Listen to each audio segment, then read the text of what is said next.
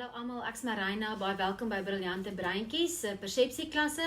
Hallo maats, ek hoop julle is reg dat ons daai oë en ore weer baie slim maak vandag. Goed. Okay, vandag se konsep wat ons aanspreek is auditief, wat ek vir julle laasweek geleer het wat dit is wat jy hoor. Like jou ore moet nou baie hard werk. Goed. Ek gaan vir jou nou so 3 geluide speel. En as ek klaar gespeel het en ek stop, dan pause julle die video, dan sê ek gou vir mamma, watter van hierdie 3 prentjies het jy gehoor? So jy moet onthou, okay, goed, kan julle mooi sien? Is dit mooi ingezoom? Okay, ons gaan net vir julle lekker naby zoom, okay. So hierdie is nou net vir jou, ek help julle uit. Onthou, dit was die drommetjie, dit was die shaker, en dit was die tamboerijn, nee, baie mooi, julle is so slim.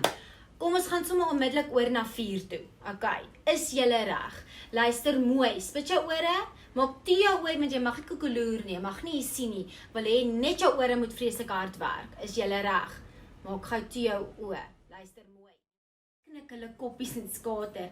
Kom gou Grieta, dis amper tyd vir ons vliegles. Maak gou, sê al haar maatjies.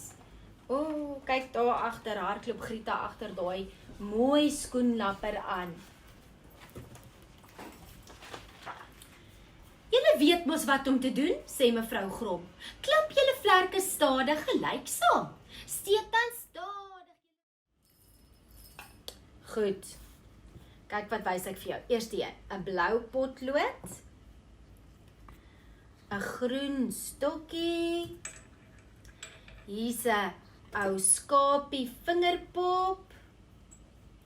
Hier's 'n lekker oranje ballon. Hier's 'n sponsie met blommetjies op.